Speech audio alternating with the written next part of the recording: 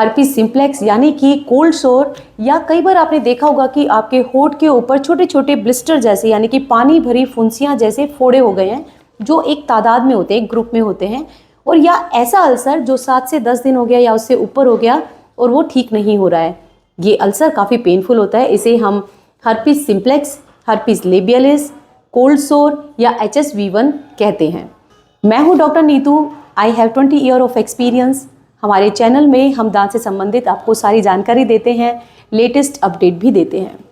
आज की इस वीडियो में हम जानेंगे कि हर्पीज लेबियलिस आपको है, ये कैसे पहचानें, उसके क्या कारण होते हैं, उससे कैसे बचें, क्या दवाइयाँ हैं या क्या ट्रीटमेंट है जो आपके लिए हम कर सकते हैं, और कुछ घरेलू रेमेडी अगर आपको हो रहा है, आप थोड़ा पेन में रिलीफ चाहते हैं तो क्या करें जिससे कि आपको आराम मिले।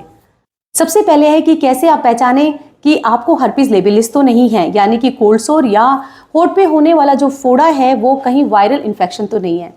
तो ये जो HSV1 होता है, हमेशा याद रखिए इसके अल्सर ब्लिस्टर फॉर्म में होते हैं। ब्लिस्टर का मतलब होता है पानी भरे हुए छोटी छोटी फुंसियाँ जो एक ग्रुप में होती हैं। जब ये होता है तो आपको काफ़ी पेन होगा, बर्निंग सेंसेशन होगा, यानी कि जलन जैसा महसूस होगा।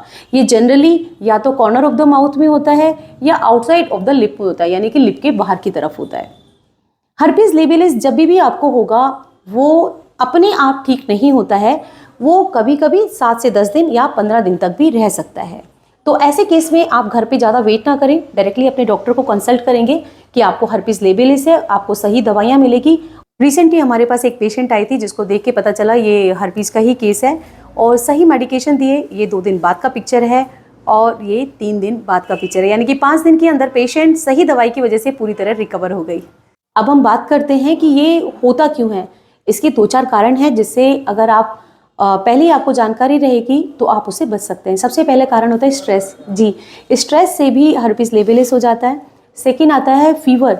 अगर आपको हाई ग्रेड फीवर रह चुका है, आपने मल्टीविटामिन का कोर्स अच्छे से नहीं किया है और आपकी डाइट बहुत पुअर है, तो आपकी बॉडी की इम्यूनिटी काफ़ी कम हो जाती है, जिससे कि जो ये वायरस आपकी बॉडी में ऑलरेडी रहता है, पर आपकी इम्यूनिटी कम होने की वजह से ये वायरस आपकी बॉडी पे हावी होता है और इस तरह के ब्लिस्टर फॉर्म हो सकते हैं।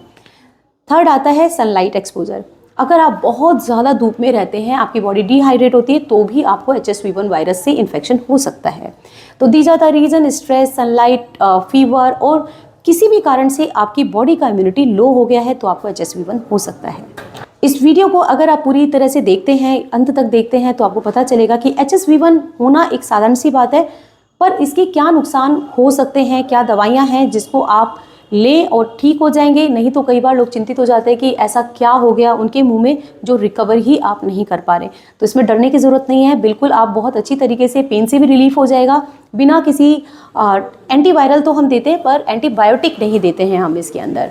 हर्पीज सिंप्लेक्स वायरस में है सबसे ज़्यादा इंपॉर्टेंट ये जानना कि ये कंटेजियस होता है। कंटेजियस का मतलब होता है कि ये एक दूसरे से फैल सकता है, यानी कि अगर घर में किसी को भी HSV1 वायरस है तो आप उनके साथ अपना खाना शेयर नहीं करें, डोंट किस ईच अदर, क्योंकि वो उससे स्प्रेड हो सकता है।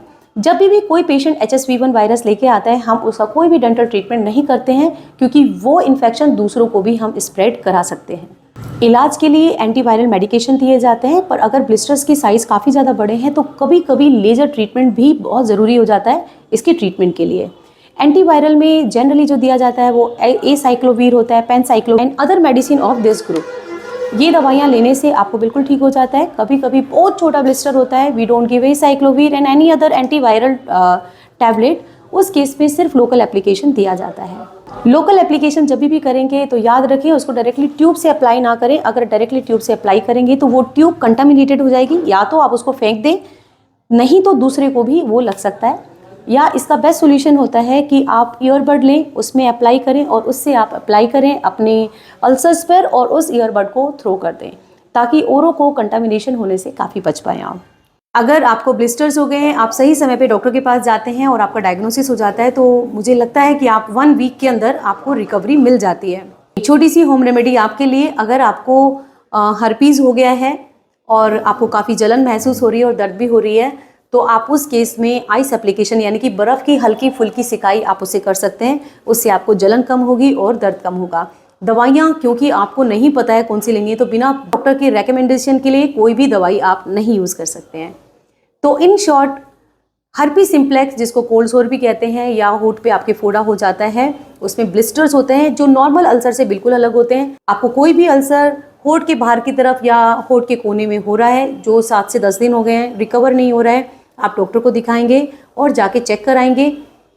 कम दवाई में और बहुत कम समय में आप बिल्कुल रिकवर कर सकते हैं। ये आपको ना हो उसके लिए आपकी इम्यूनिटी अच्छी होनी चाहिए, तो स्ट्रेस कम लें, सनलाइट से एक्सपोजर कम करें, यानी कि सनस्क्रीन आप अप्लाई करें उसके लिए, और मेडिटेशन करें, अच्छा खाना खाएं और स्वस्थ रहें। Thank you so much. Follow for more if you are on Facebook and Instagram. Subscribe the channel if you are on YouTube. Bell icon को प्रेस करें ताकि आपको डेंटल से रिलेटेड जो भी प्रॉब्लम हम अपने क्लिनिक पे आमतौर पे देखते हैं वो हम उसी के ऊपर वीडियो बनाते हैं, ताकि आपको सही इन्फॉर्मेशन सही समय पे मिल पाए और सही समय पे आपका इलाज हो पाए। So thank you so much. Follow, share and subscribe.